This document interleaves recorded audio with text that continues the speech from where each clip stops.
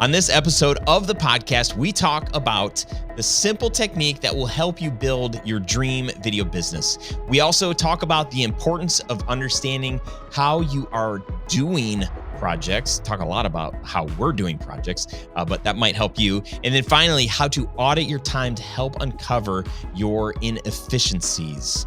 If you're anything like me, you have plenty of those. What's up, friend? I'm Ryan Coral from Studio Sherpas, and this is episode 291 of the Grow Your Video Business podcast, the show for corporate and commercial filmmakers that are wanting to build a business without burning out. Here, we talk about the business of production, including sales, marketing, mindset, and productivity. I'm so glad that you're here today. I'm glad we get to spend some time together. Before we get into this episode, I do want to share a gift with you. I recently released a new workshop for corporate filmmakers where I cover so many things that I wish I would have known years ago when I started my video business that would have saved me time and helped me be more profitable in my own company. In this workshop, you're going to learn the 3 must-have components if you want to reach your dream clients. I share how I've gotten clients to pay me more than my competition. And I also share the secret to building an automated lead machine that can help you avoid feast or famine. This workshop is my gift to you, and you can get access to it at studiosherpas.com/workshop. You're gonna need to set aside about 80 minutes to watch it, hopefully, ideally undistracted, and have a pen and paper ready, or just your notes app or something to take a lot of notes. This is one of the best free trainings that I've ever released. And now, the moment you've all been waiting for, let's jump into this jam-packed episode with Rachael Mueller. Here we go.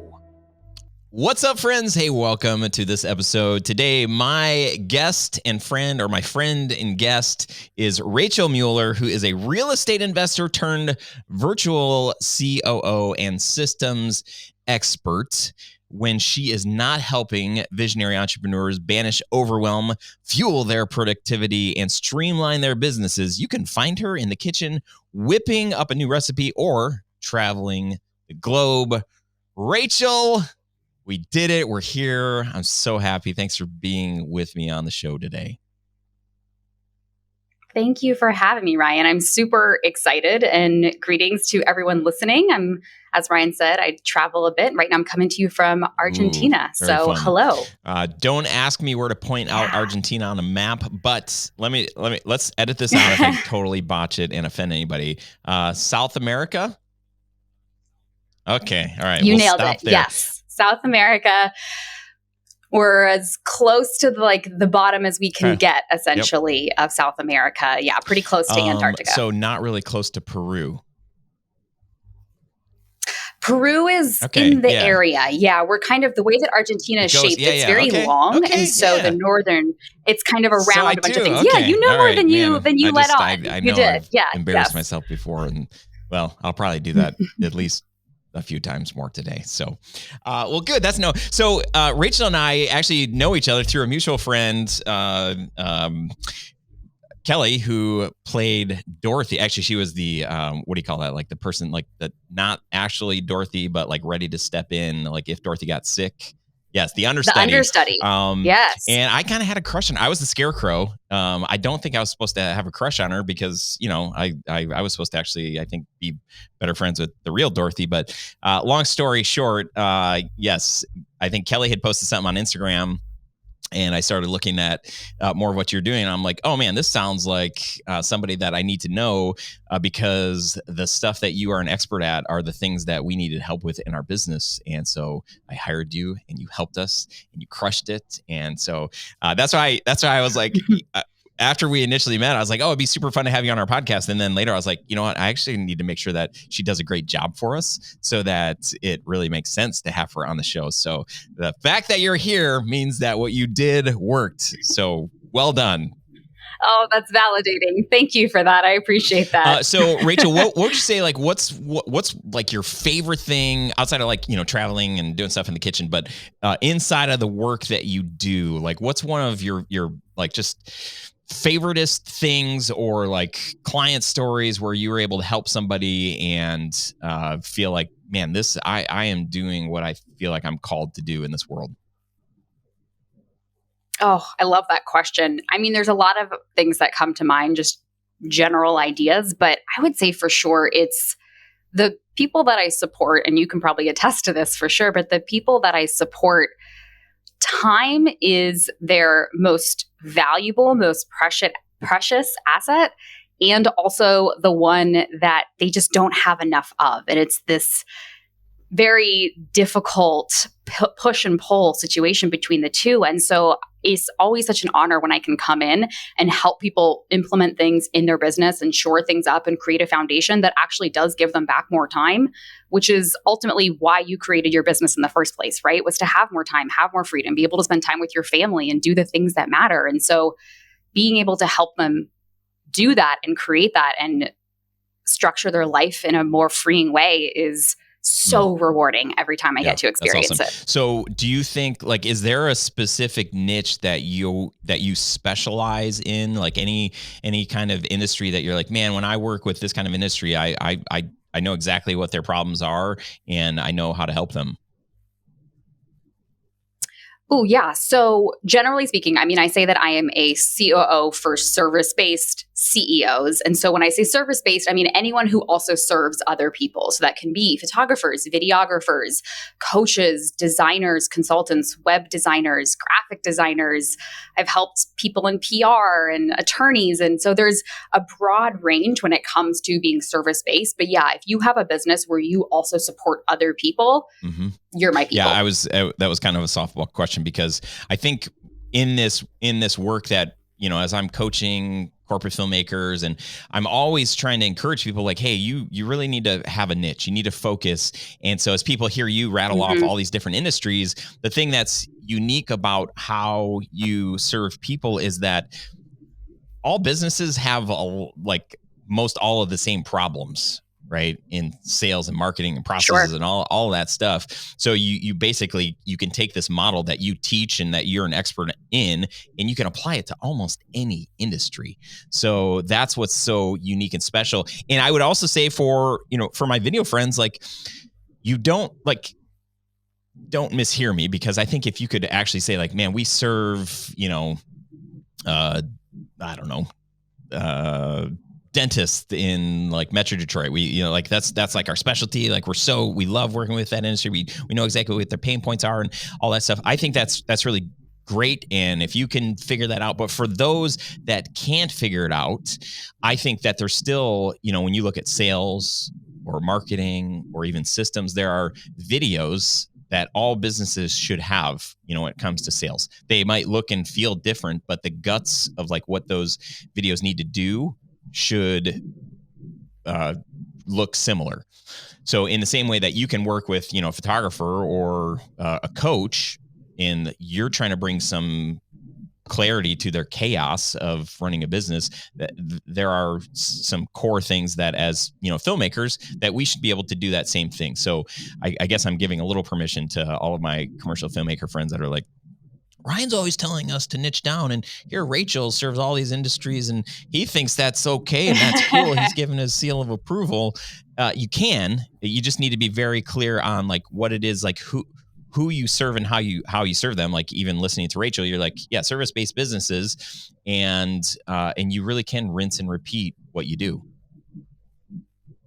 For sure. Yeah, it's definitely, I think it can turn into a bit of like a pyramid shape, right? So it's like I help service-based businesses, and then that can funnel out to a bunch of different things in a way that even if the tools or the platforms or whatever it might be that I use and recommend don't apply to every person in that industry, the tools or the ideas or the structure behind it can apply, and that's what can help people with things behind the scenes. Yeah, I love that. So one of the big struggles that I think we've had for the last few years, we've known how important processes are. I would say like that's one of the reasons why I've been able to hire a team and achieve the kind of success that I have today, where I'm not in all of the details of the day-to-day of the business, and I've got people that can do a lot of the jobs that I'm just not, I shouldn't be doing, right? I should be thinking a lot bigger picture, a lot more visionary, big relationships, like those kinds of things. I totally lost my train of thought, but in the chaos of trying to stay on top of all of the things, like, we need processes for this, and, we have to have a good project management system. It can get, what I've realized is that we've only ever done this internally. So we've looked at our process, our project management process in particular, which is really why I had reached out, was like, we've got a system that we have and we can look at it, but we don't really use it. And it's a little bit bigger than it probably needs to be. So, people aren't using it as regular because they're like, well, there's a bunch of stuff on here that it's not relevant. I skipped this section. We don't even do these tasks anymore. And so it's a little outdated, a little inefficient. And I really, when I started investigating your expertise, I was like, man, to have somebody from the outside come in, it always stinks when you think like, well, we've already done this work, and like to pay somebody to like come in and do this, it's just like, is it a waste? Is it gonna be a waste?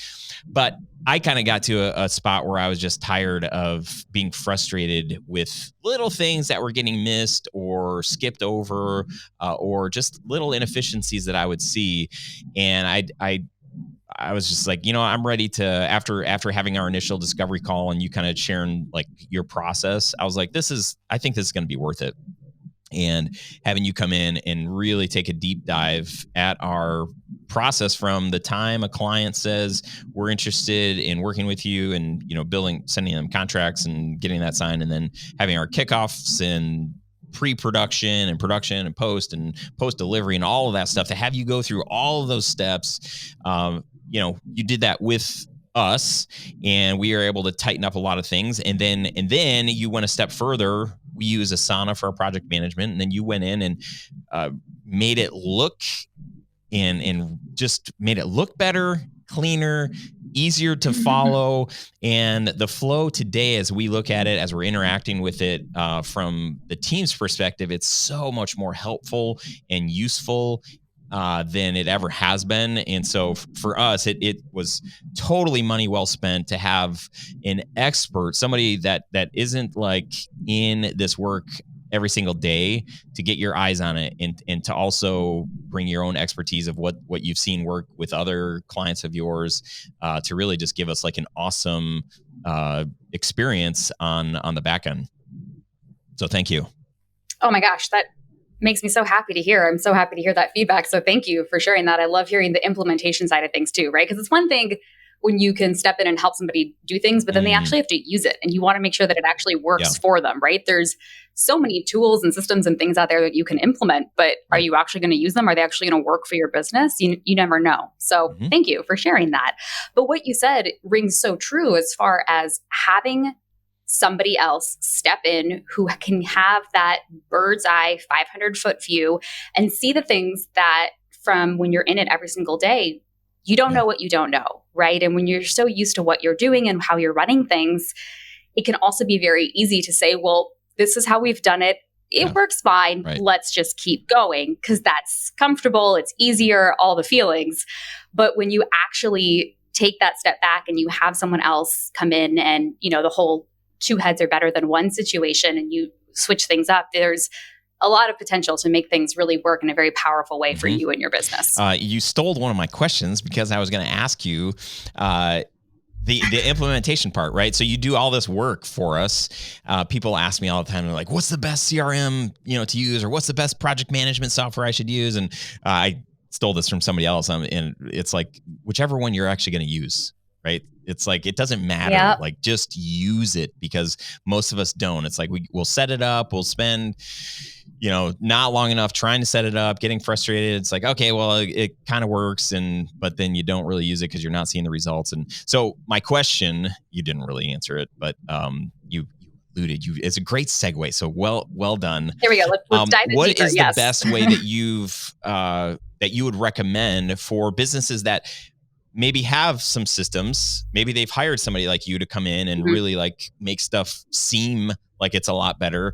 But what tips, tricks, how can people implement the systems once they're created? How have you seen that work well for companies like us? Yeah, for sure. So first things first, audit your time. Where is the bottleneck happening that is causing things to to slow down and to get kind of stuck? I feel like there's always usually, as like the owner, the CEO, the person who's in the higher seat, they are usually also the original founder of the company, and they are usually the OG creator. They started things, they wore all the hats, Mad Hatter style, stacked up yay tall, and it worked for them until it didn't. And so they started to bring things in piece by piece and implement this and implement that. But rarely is there ever that holistic view of everything and how is it working together. And so if you get to that point where it really feels like things are getting stuck, aren't fully functioning all the way down, the pipeline, whatever that might look like, audit your time and see where are things actually getting stuck, where are they getting held up, and what are the small changes that we can implement baby step wise to help support this, right? It doesn't have to be this huge overhaul where you implement 3 new things and we have to use all of them by tomorrow, or we're just going to keep doing what we're doing. Like, it can be very much a small baby step process to then get things to where you want them to go. Yeah, that's really good. Even the practice of auditing. If the only thing that you and I did was have that 30-minute or 60-minute, actually, I think it was like a 2-hour, actually. Oh, our initial call together. Yeah, we sat down for 3 hours and we went through your entire business in 3 hours. Like that was, it's super helpful because I'm just so used to all of the different softwares and all of the different things and the drop downs and the stuff hidden over here and the stuff that's only in my brain. But getting somebody like you to ask these questions as I'm like sharing all these different softwares and the way that we do it, I'm like realizing like, holy cow, this is way more complicated than it probably should be, but we've just gotten used to it. This is the way that we do it. That process alone, I think for so many people, it's like when you look at what you charge for something like what you did for us, it doesn't take very much time like for you to save. How do I say this? It is so much worth it. Like if you were only able to save me like 10 minutes a day times, 5 days a week times, whatever, 300 days a year. It's like, wow, that is a lot. And you're not just helping save me time, but like people on my team and, creating like efficiencies upon efficiencies, even just with like 1 or 2 like small incremental things like you're suggesting. We didn't like totally restructure our flow of how we start and finish projects. We added some things, we cut some things out. It was really just like what is taking too much time and what's redundant, and like let's clean that stuff up.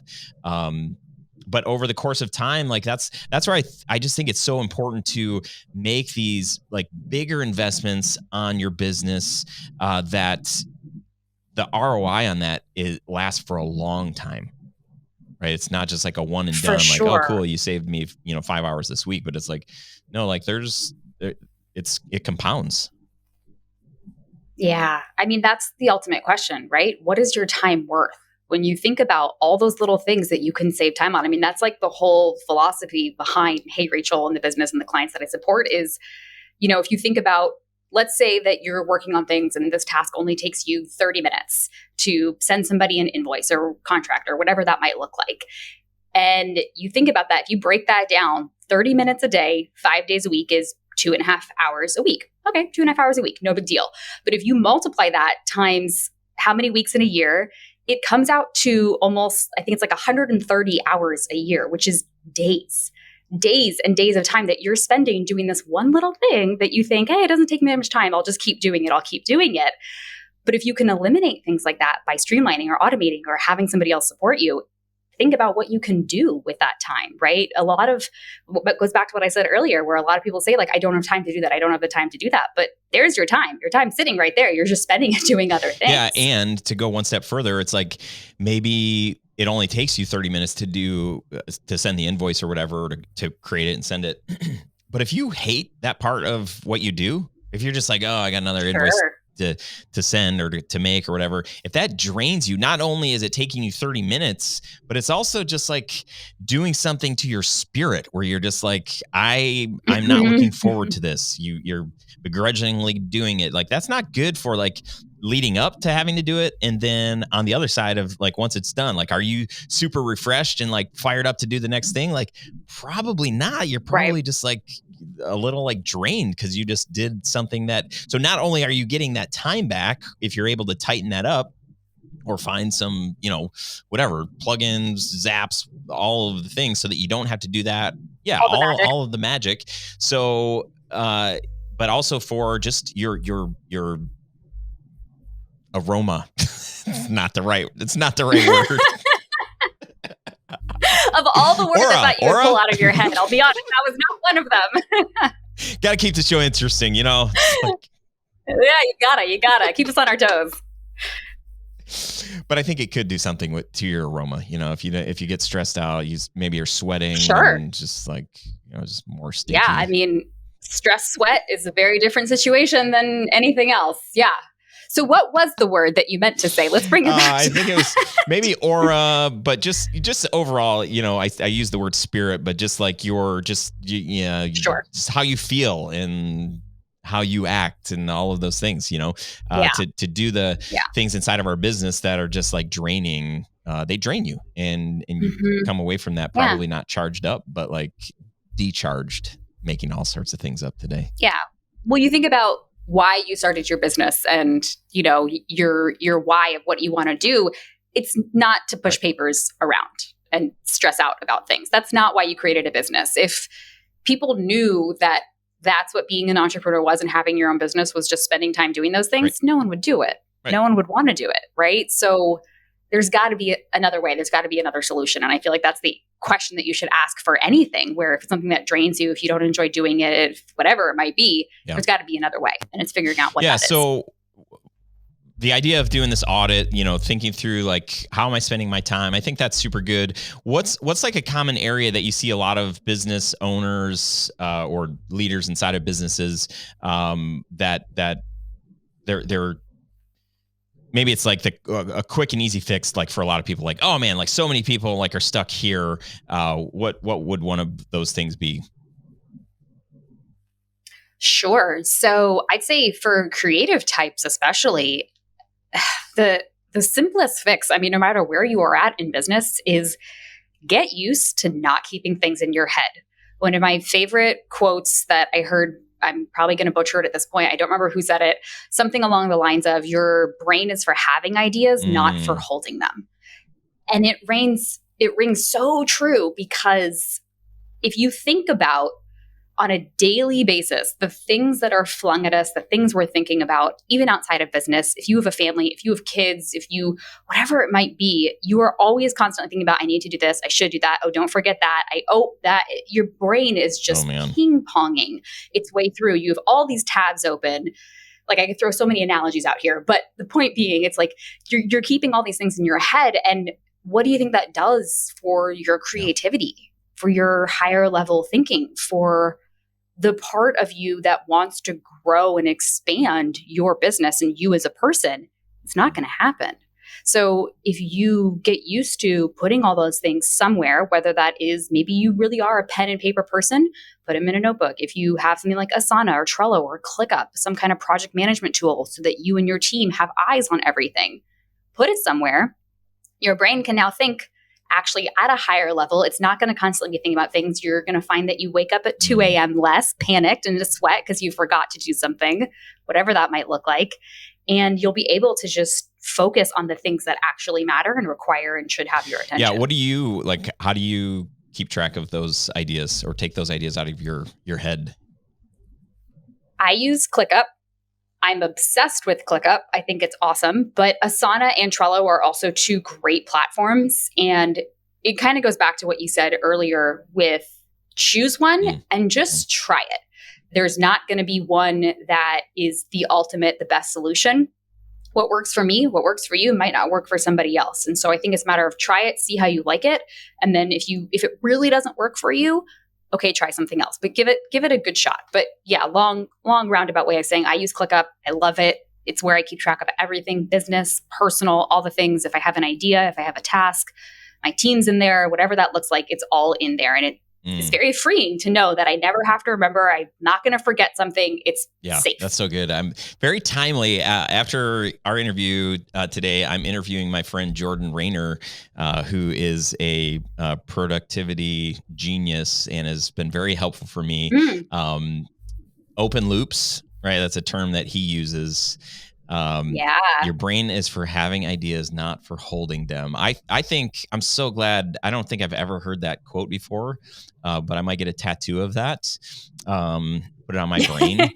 On your forehead so you can see it every morning. Part of my story years ago when I first started this business, for the first probably 2 or 3 years, I would go to bed and think like, I would lay in bed and think like, oh, I forgot to call that client back. Oh, I think I'm supposed to send a proposal.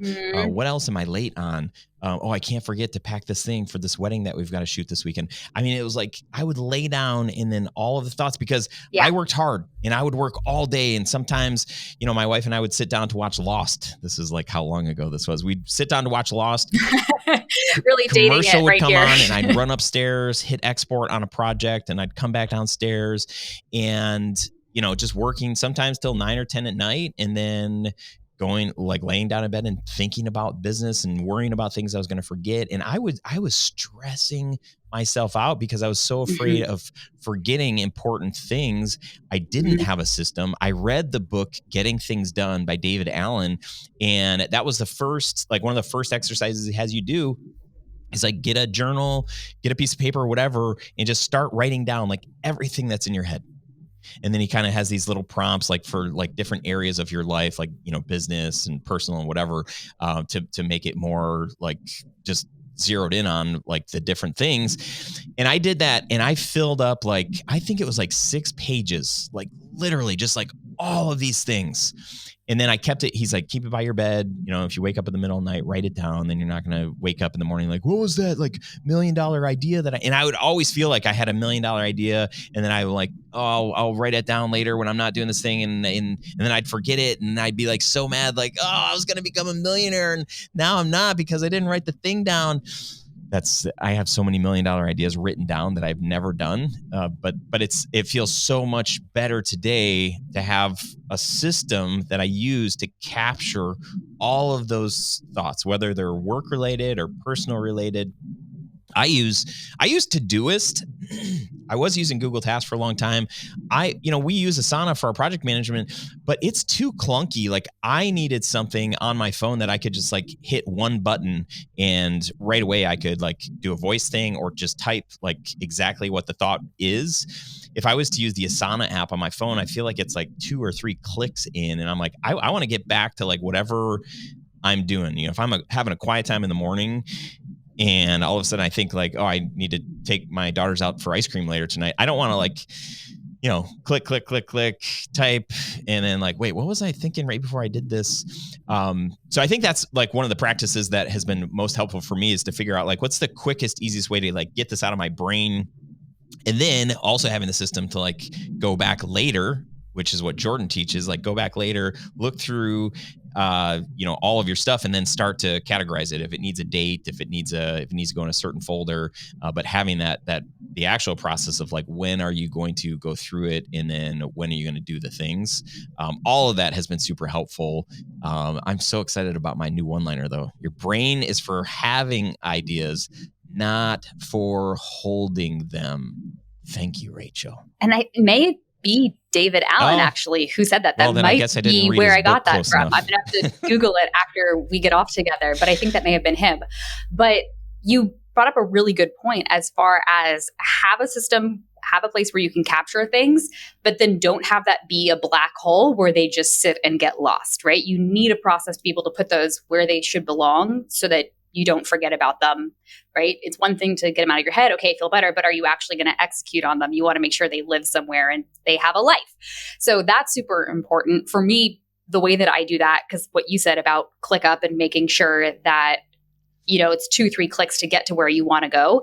I keep Post-its and pens everywhere throughout the apartment. They're by the bed, they're by the sofa. I have some in a bathroom drawer. Like, they live literally everywhere. And that way, if I think of something, no matter where I am, I can jot it down. And then I take that Post-it and I put it by my computer, and it gets digested and put where it needs to go. And that's a part of my process, and it works for me. And so I think that's awesome that you have your system too, where you jot it down on your phone and then you put it where it needs to go. So whatever works for you is what matters. It's whatever works for you, having that defined, like you're like, yeah, when an idea comes, like I'm going to write it on sticky, I'm going to put it in the place. Like, it's defined. It's like, that's what I needed. I needed David Allen to say like, hey, write this in a journal. Okay, I did that. And that was such a great practice. And then I actually did Google it while you were talking, and it was David Allen that said that line. So that's there we go. Really funny. There we go. Yeah. So yes, it's, I think most important to just say like, what will work, or what can I commit to trying, just so I can have a place to dump these ideas. I think if that's the only takeaway that people have from this podcast, that was so freeing for me when I started doing that. And, I look at my system today. I also have, I think, our Google Home and Siri both connected. So if I'm, if I don't have any devices in front of me, I can like yell, I won't say it right now because the Google will start talking to me. Yes, do this, and it'll add it to my to-do list. So a little, Zap connection there. And it's just the more places I can have like stuff go to the one place, tends to make my life, and at least my brain, feel like, okay, cool, I don't have to carry this around anymore. This is great. Thank you, Ryan. Yeah, absolutely. I'm curious, do you remember that feeling the first time you're talking about doing that huge brain dump where you said you wrote like 6 pages of things you were keeping in your head? Do you remember what it felt like looking back on that? And like, you got to the end, you're like, okay, I got it all out. And then you looked through it, you're like, holy shit, I've been keeping all of this in my head this entire time. How is that possible? Yeah. And I kept writing, and I'm like, are you serious? Like, where are all of these things coming from? Where is this coming from? But Rachel, here's the craziest thing. This is what it just boggles my mind. I probably wrote 6 pages worth of stuff. I don't think I went back and did anything with any of that stuff, because that wasn't the point. The point was I had all of these things that I felt like were really important, all these million dollar ideas. I probably glanced at it one time and said like, oh, this is actually urgent. This is due like tomorrow. But the most of them were like ideas or things that I was just like, man, how cool would it be to like go to Hawaii someday, or, maybe one day to go to ice cream with my girl, whatever. And that's the same thing. Like today, when I input like all of these ideas, I have a folder that's just like, it's like reference or someday. And like that stuff just gets put in there. And I don't go back and look at the someday folder. And I'm okay with it. Which is okay too. Yeah. Yeah. That's okay too. Sometimes your brain just needs to know that it is somewhere, that like, if you really did want to access it and remember it, you could. That's all it needs. It just needs that little like pat on the back, essentially. Yeah. Ooh, man, that's so good. I think it's so good, just because, but also I got done with those 6 pages, and it was just like this, like, I felt like this massive weight that was, I was carrying on my shoulders or in my brain or whatever, was just like, I just set it aside. I wasn't carrying it anymore. It literally changed my life, and it brought a lot of peace, just knowing that I didn't have to carry all of those things anymore.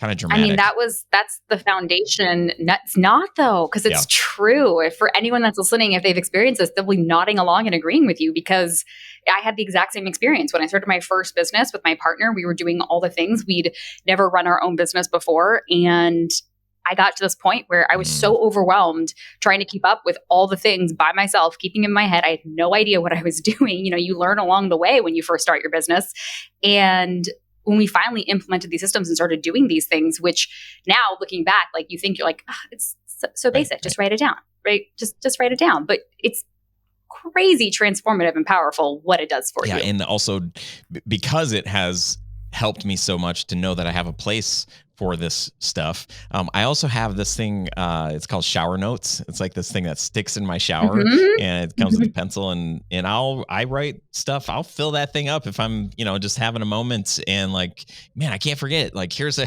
podcast idea, or here's a course idea, or here's, somebody I want to call, or whatever, because I'm like, I'm not near a device and I think that this is important. I just want to put it here so I don't have to think about it. Like time I'm taking a shower until I finally can get to a spot where I can dump this stuff, like knowing that, and then shower for, 10 minutes or whatever. And I've got a place that I can put my thoughts, because it's an important part of me releasing my poor little brain from having to carry all of those things. Yeah. Yeah. And you're always going to have those ideas when you're in a place where you're being the most mindful, right? Washing your hair, all you're thinking about is washing your hair, and those things are going to come to you. Taking a walk, you're only thinking about the steps in front of you, right? Whatever that might be. And so that's when those things come to you, because your brain is at this place of just clarity, and it's not having to hold all those things and corral everything. Yeah, that actually reminds me, like one of my favorite things that I've ever done in my business. I did it for almost an entire year until it was cut short by the pandemic, where I realized that I needed to change the way I was spending my time. But I took Fridays off for almost an entire year. And when I say I took Fridays off, I wasn't in my email. I wasn't doing like, my regular rhythm of work where I would sit in front of my computer, process emails, process my to-do list, have Zoom calls, all of those things.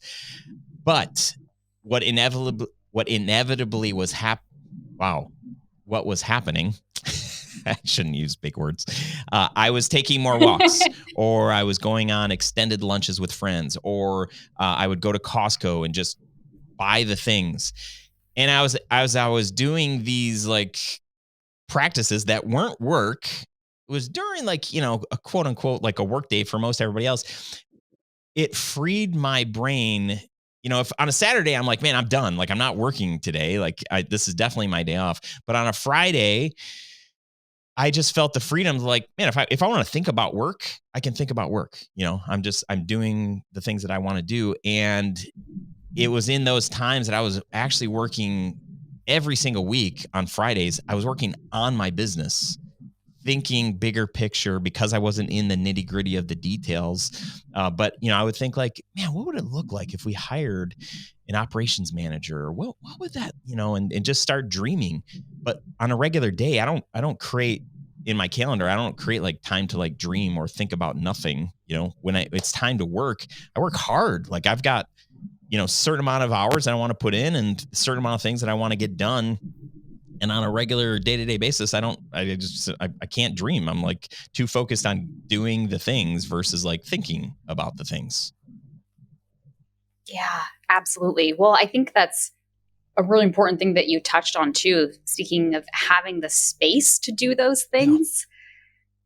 Sometimes it's important to just put that time in your calendar. Give yourself that, what's called white space, to just dream, to take a walk, to do whatever it might be.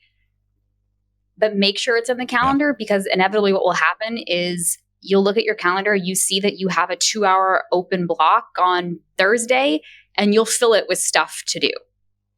If you block it out and you treat that appointment, you treat that reminder just the same way that you would an interview with somebody else, and hold yourself accountable, you're going to have more space and time to be able to have those moments and those ideas. 1,000,000%. That's really good. Rachel, do you have any idea like how much time you've helped businesses save? Like, have you ever tried to like do that very rough calculation of something like that? Wow. No, but now that's all I want to do. That is all I want to do, is sit down with my partner, who is my math and Excel person, and say, figure out this number for me, and just have like a tally on my website, like fun. Saved this many hours and counting. That's an awesome thing to think about. I'm so bad with numbers that I wouldn't even know what to throw out there, but I'm guessing it's a lot. I'm guessing that it's a lot. And that's a very cool thing to think about. I'm pretty impressed though. You said, you don't really like not into math or whatever. You did do public math like not too long ago in this episode. And I was impressed. And I was about to say, I don't do public math. That's one of my new favorite phrases. So you can borrow that. Full disclosure, I read it. I had it written down and I read it, because if I tried to do that in my head, it would have been very embarrassing. I was impressed. I was like, wow, that's actually like, I was still trying to do it. 2.5 hours. That was the number. I'm like, okay, yep, I'll take your word for it. Yeah.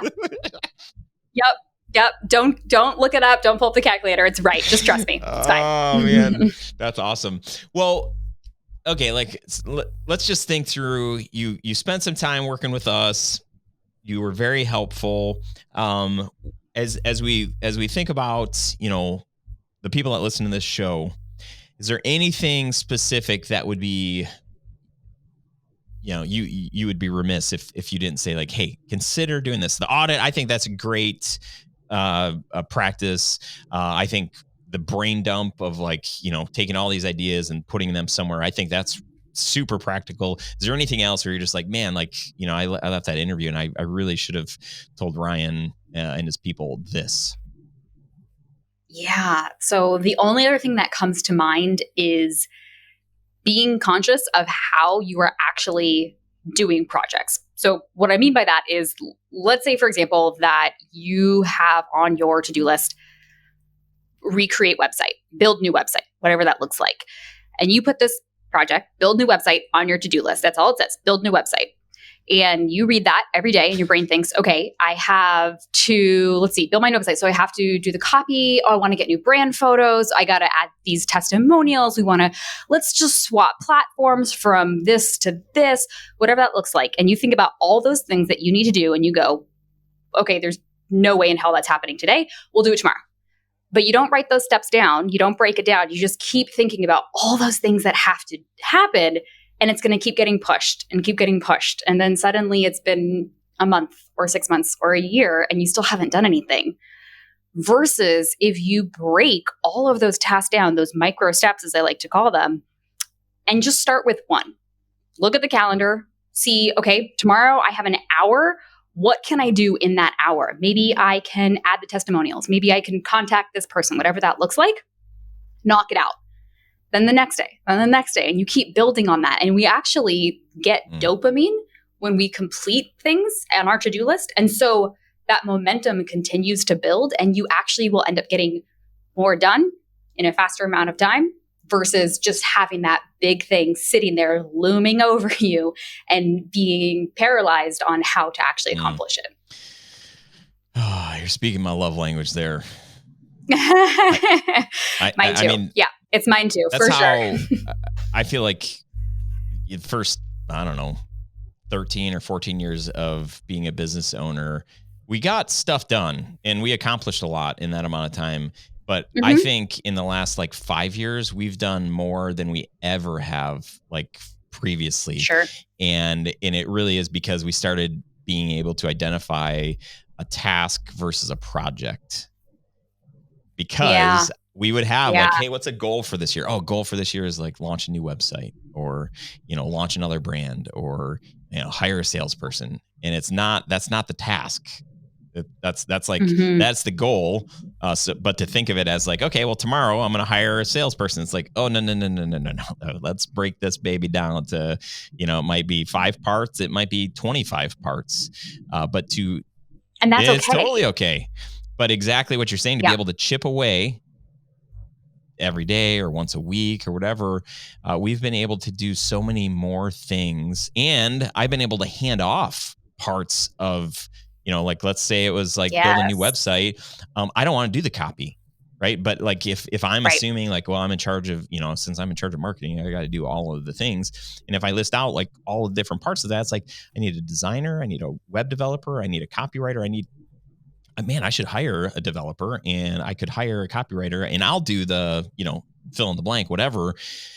But to be able to start identifying those things, to be able to start delegating things that you would normally just do, breaking apart those projects into actionable tasks for us has been completely game changing. Absolutely. And it goes back to what you said as far as then being able to delegate, right? It doesn't all have to sit on your shoulders, but it can be incredibly freeing. If I ever, because I still experience this too, where I will get to a point where I feel overwhelmed by a lot of things that are going on and things that I have to do. And usually I'm at that point because I realize that I'm not even taking my own advice, that I've gotten myself into this position where I've brain dumped these ideas or these things that need to get done, but they're not broken down enough. And so I'm looking at my own list, I'm seeing it, I'm feeling overwhelmed by it.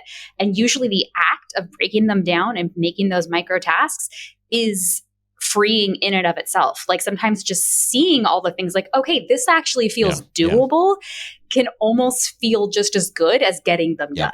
Yeah, 1,000,000%. That's why we do we do yearly goals, and then we break them down into quarters. And then even from there, Sure. like for each quarter, it's like, okay, we've got 13 weeks or whatever it is for each quarter. If I just do one of these tasks per week, just one task per week, and the task might take 5 minutes, might take 30 minutes, Mhm. but we try to break them down to where it's like, no, this is something you could just sit down and do the thing and then be done with it in 20 or 30 minutes. That's how we can get big things done. So I love that. That's a really, really, this is a good episode. I think there's some really good actionable things for people. Rachael, if anybody is curious, number one, you've got a great Instagram. You do a great job with stories. It's fun to just kind of travel the world with you. Well, remotely. I'm a remote traveler. There you go.